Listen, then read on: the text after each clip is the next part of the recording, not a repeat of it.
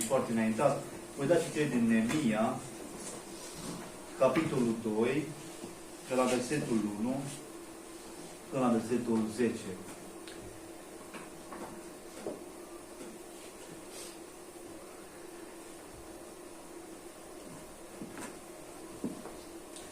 În luna Nisan, anul al 20-lea al împăratului Artaxerxes, pe când vinul era înaintea lui, am luat vinul și l-am dat împăratului. Niciodată nu pusese trist înaintea lui. Împăratul mi-a zis: pentru ce ai fața tristă? Totuși, nu ești bolnav. Nu poate fi decât o întristare a inimii. Atunci m-a apucat o mare frică. Și am răspuns împăratului: trăiască împăratul în viață. Cum să n-am fața tristă când cetatea în care sunt mormintele părinții mei este nimicită și porțile ei sunt arse de foc? Împăratul mi-a zis: ce ceri? Eu m-am rugat Domnul Dumnezeului cerurilor și am răspuns împăratului: dacă găsești cu cale împăratul și dacă robul tău îi iese plăcut, trimite-mă în Iuda, la cetatea mormintelor părinților mei, ca să o zidesc din nou. Împăratul lângă care ședea și împărăteasa mi-a zis atunci: cât va ține călătoria ta și când te vei întoarce? Împăratul a găsit cu cale să mă lase să plec și am hotărât o vreme. Apoi am zis împăratului: dacă găsește împăratul cu cale, să mi se dea scrisoare pentru dregători de dincolo de râu, ca să mă lase să trec și să intru în Iuda. Și o scrisoare pentru Asaf, împăratul pădurii, împăratul, ca să-mi dea lemne, ca să fac grinzi pentru porțile cetății de lângă casă, pentru zidul cetății și pentru casa în care voi locui împăratul. Împăratul mi-a dat aceste scrisori, căci mâna cea bună a Dumnezeului meu era peste mine. M-am dus la dregătorii de dincolo de râu și le-am dat scrisorile împăratului, care pusese să mă însoțească niște mai mari ai oastei și niște călăreți. Sanabat, Horoitul și Tobia, slujitorul amonit, când au auzit lucrul acesta, nu le-a plăcut deloc că venea un om să caute binele copilului lui Israel. Amin. Vă rog să vă lucrurile.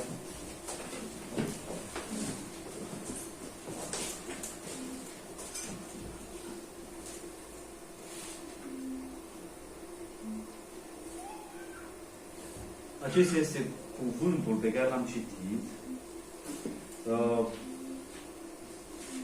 Întristarea după voia lui Dumnezeu. Neemia, întotdeauna când venea și îl stătea pe împărat, niciodată nu venea să-l servească supărat. Și întotdeauna vinea, da, bucuros, să-l servea pe împărat. De data aceasta, Neemia vine și îl servește pe împărat cu fața tristă, inima tristă, da? Și vedem, observăm că spune: niciodată nu fusese trist înaintea împăratului. Niciodată nu venea trist. Dar de data aceasta vine trist înaintea împăratului. În momentul când vii trist, da? Vorbim despre a construi cu Dumnezeu sau a clădi cu Dumnezeu. Observați că omul, când este trist, nu mai clădește cu Dumnezeu. Omul, când este supărat, nu mai clădește cu Dumnezeu. De unde știm asta? Din Sfintele Scripturi. Cine a făcut asta? Tot în Geneza găsim cine a făcut și asta, nu? Când a dus jertfă, da, Caleb și cu Abel. Dar o să ne și acolo, pentru ca să putem să înțelegem. Și am pus întristarea după voia lui Dumnezeu. Dacă ești întristat, dacă este după voia lui Dumnezeu. Sau, uitați-vă, Neemia, când este întristat, nu este întristat de, nu știu, oarecare problemă sau... Nu. Și el este întristat că părinții lui, da? Părinții lui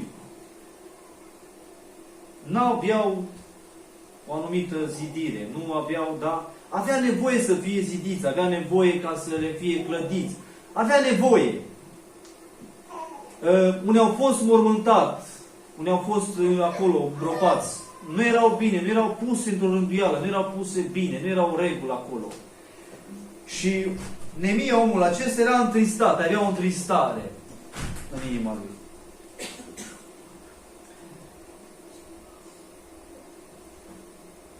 În capitolul 2 cu versetul 1 spune așa: Împăratul mi-a zis, pentru ce ai fața tristă? Pentru ce ai fața tristă? De ce este fața tristă?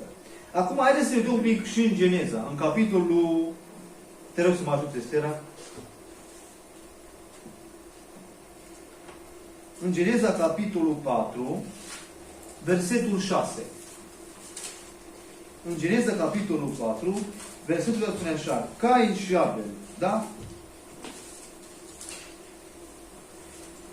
Ei au adus jertfe înaintea lui Dumnezeu. Au adus jertfe înaintea lui Dumnezeu, atât și Cain, cât și Abel, nu? Amândoi au adus jertfă înaintea lui Dumnezeu. Dar acum uitați. În versetul 6 spune așa: Și Domnul a zis lui Cain, pentru ce te-ai mâhnit și pentru ce ți s-a posomorât fața? Și amândoi au dus jertfă înaintea lui Dumnezeu și întreabă: pentru ce ți s-a posomorât fața? Vine și îl întreabă: pentru ce ți s-a posomorât fața? De ce ești trist? Care este întristarea ta? De ce? Merge mai departe și dacă vă uitați, spune așa: nu e așa că dacă faci bine vei fi bine primit, dar dacă faci rău, păcatul pândește la ușă, dorința lui se ține după tine, dar tu să-l stăpânești. Însă Cain a zis fratelui său Abel: haidem să ieșim la câmp, da? Și acolo ce s-a întâmplat? A văzut, băi, stai un pic, fața s-a întristat, a văzut că a adus o jertfă mai bună. Dumnezeu i-a plăcut jertfa lui Abel. Și nu-i lui Cain. Și s-a întristat. Altul cântă o cântare mai faină și ăsta se întristează. Altul are o poezie mai faină și ăsta se întristează. Ăsta are o, nu știu, are ceva mai fain, mai bun și ăsta se întristează. Abel a venit cu o jertfă mai bună și Cain s-a întristat.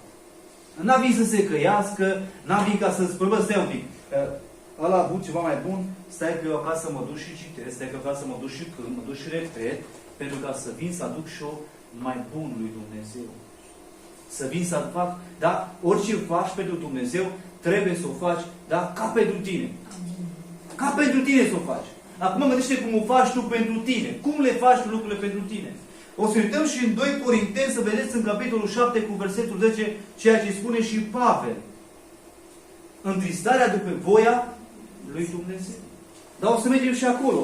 Dar mai înainte să mergem acolo, haideți să mergem la Maria Magdalena. Am mers la Cain. Cain avea o tristare, nu era o tristare după voia lui Dumnezeu. El s-a întristat pentru că cineva a adus o jertfă mai bună. Abel a adus o jertfă mai bună. Acum, dragul meu, dați-mi voie să vă întreb. Orice întristare pe care o ai, întreabă-te, sau și să mă întreb, este după voia lui Dumnezeu? Că altfel nu clădești cu Dumnezeu. Întreabă-te, orice întristare pe care o ai, este după voia lui Dumnezeu? Sau nu este după voia lui Dumnezeu? Uitați-vă la Cain, a avut o întristare, a fost după voia lui Dumnezeu. Dragii mei, cuvântul acesta l-am primit din partea lui Dumnezeu, da? Încă de ieri. De ieri l-am primit. Oamenii care se întristează, oamenii care se supără, au o întristare ei, dar haideți să ne întrebăm, este după voia lui Dumnezeu întristarea aceasta? Și haideți să mergem acum la Maria Magdalena. Uitați ce întristare are ea, Maria. Când se duce la mormânt, în Ioan capitolul 20 cu versetul 15, când se întâlnește cu grădinarul, vine și îl întreabă: unde l-ai pus? Pe Domnul meu. Observăm noi întristarea că este diferită, întristarea lui Cain și întristarea lui Maria? Cain se întristează pentru o jertfă, ca lui Abel o făcut mai bună. Maria se întristează și se îngrijorează. Unde l-a pus? Pe Domnul ei. Unii se interesează, bă, cum stau cu pocăința, cum stau cu Dumnezeu, relația cu Dumnezeu. Pentru asta să mă tristez. Ce mult se tristează, bă, nu e și cântarea bine, nu e și predica bine, nu e și taia bine, și are o tristare și se posomorește. Și uitați, Enemia nu are o astfel de întristare. Nu are o astfel de întristare. Spune că vinea și îl servea pe împărat totdeauna cum? Cu veselie, bucuros îl servea pe împărat. Întotdeauna îl servea bucuros. Și spune în cuvântul lui Dumnezeu, niciodată n-a avut fața tristă. Dar de data aceasta, în versetul 2 spune că împăratul i-a zis, pentru ce ai fața tristă și nu ești bolnav. Nu ești bolnav. Doar cei care au cancer, cei care au multe alte, da? Sunt triști, da? Sunt triști. Au o supărare. Zice Scriptura, zice, nu ești bolnav, ești bine, ești ok. Pentru ce ai fața tristă? Și vine și îi spune atât de interesant, zice,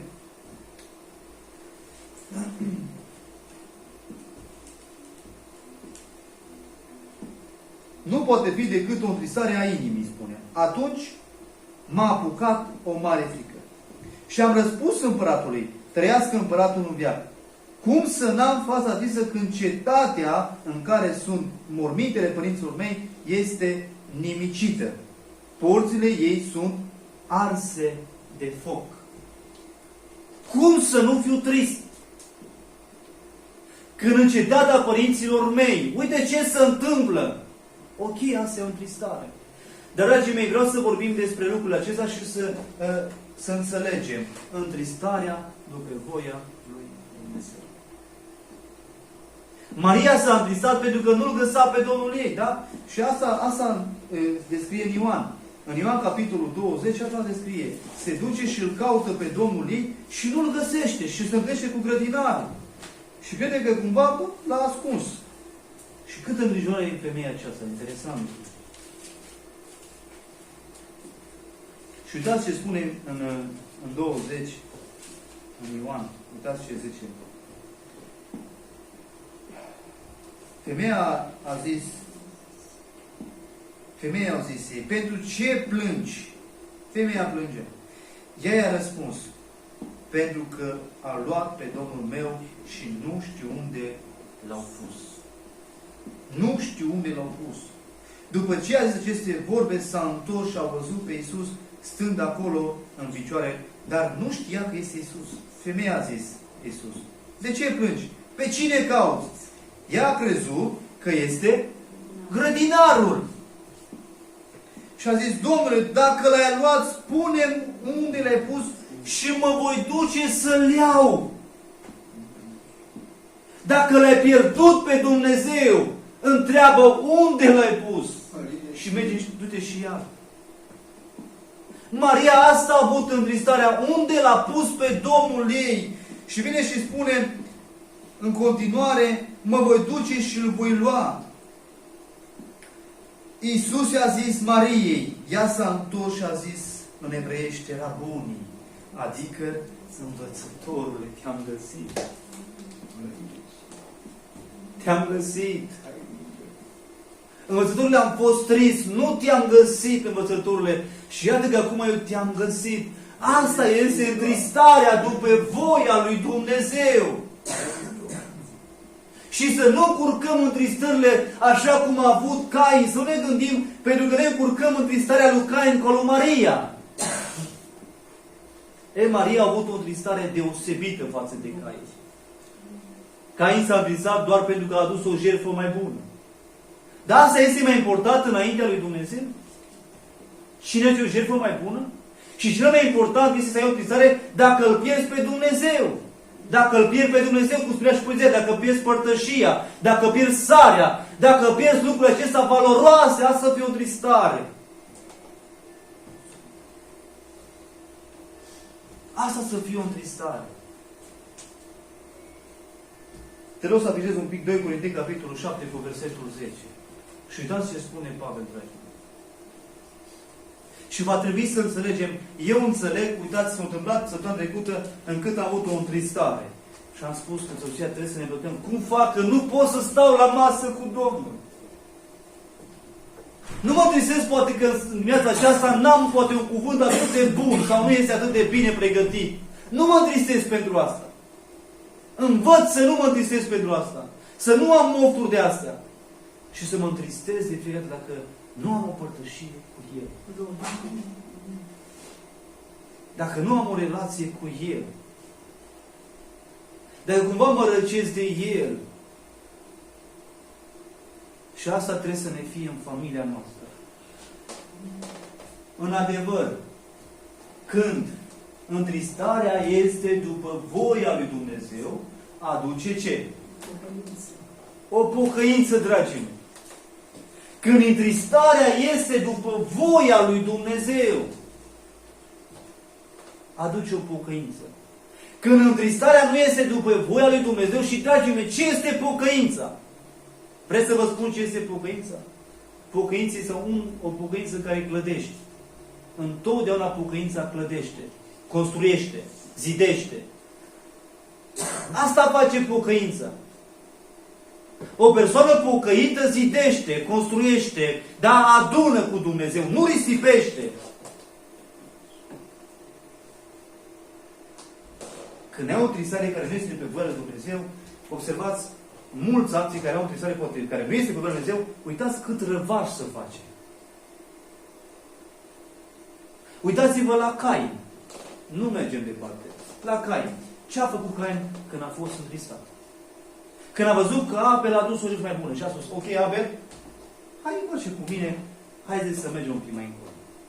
Și ce a făcut la Abel? L-a mângâiat? L-a îmbărbătat? Nu! Și l-a omorât! Când ai o întrisare care nu este după voia lui Dumnezeu, îl omori! L-ai omorât! Când Eliab nu a avut o întrisare după voia lui Dumnezeu, a venit cu niște vorbe la David încât să-l rănească, să-l omoare. Vedeți? Întristarea care nu este după voia lui Dumnezeu. Și asta ne spune Pavel. Aduce o pocăință care duce la mântuire. Și de care cineva nu se căiește niciodată, pe când întristarea lumii aduce moarte. Întristarea lumii aduce moarte. Și vezi că ești mort spiritual. Și vezi că ești mort spiritual.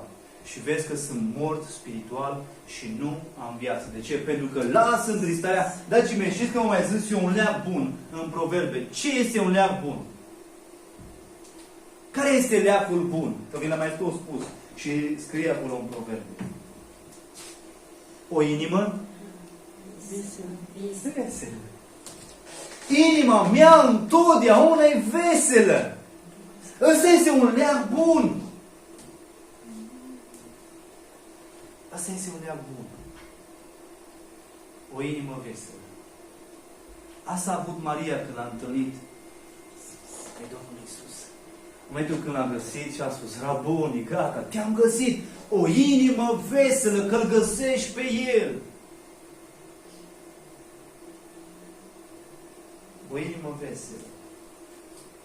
O întristare care este când întristarea lumii aduce moarte. Întristarea aceasta lumii, îngrijorările acestea lumii și multe altele aduce moarte, dragii mei. Aduce moarte. De aceea, dragii mei, vrem să facem o bine analizare și fiecare să ne analizăm ce întristare am eu și tu.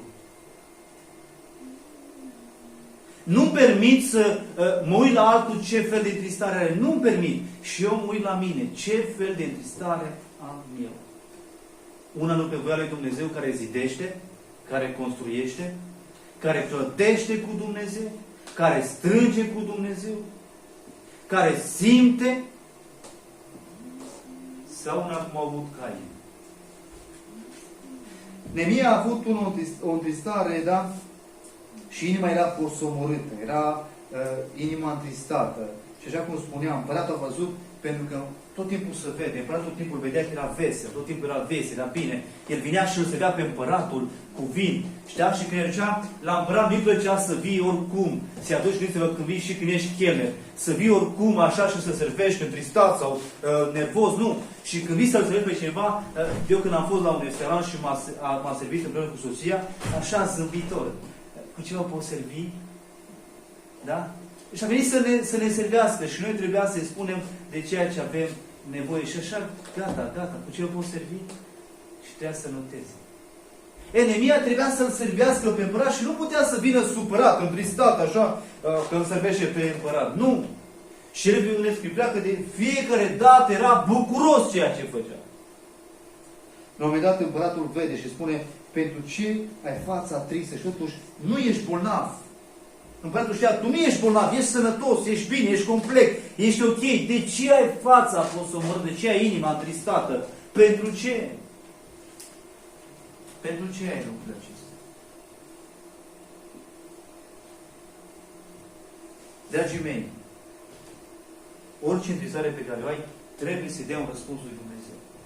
Nu se poate să dea o întristare, de exemplu, când copilul tău are întristare și îl vezi că e trist, ce faci? Îl întreb, de ce e supărat? De ce este? Ce s-a întâmplat? Cine te-a supărat? Cine te-a năcăjit? Ce s-a întâmplat? Dumnezeu mă întreabă și vine și mă trage la răspuns și mă întreabă Elisei, de ce e supărat? Pentru ce? Ce s-a întâmplat? Care este motivul? Să știm motivul care este pentru că tu ești supărat. Că dacă tu ai o supărare, da? O întristare a lumii, să știi că duce spre moarte. Duce spre moartea spirituală și vei fi mort spiritual. De aceea, dragii mei, noi nu vrem să fim morți spirituali. Și vrem să fim plini de bucurie înaintea lui Dumnezeu, înaintea Împăratului. Să avem o întristare după voia lui Dumnezeu.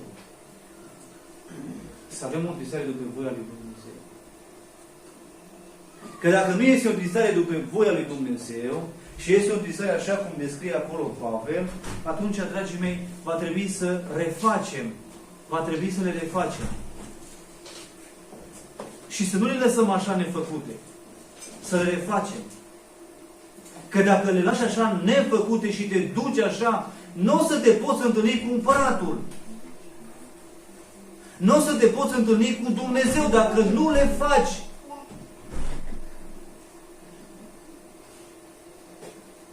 Cain nu mai s-a întâlnit cu Dumnezeu. Pentru că el n-a încercat să repare. Maria era preocupată ca să repare relația și să-L caute pe Dumnezeu. Unde l-a pus pe Domnul meu? Vedeți, când este o părtășie între om și Dumnezeu, observați, părtășia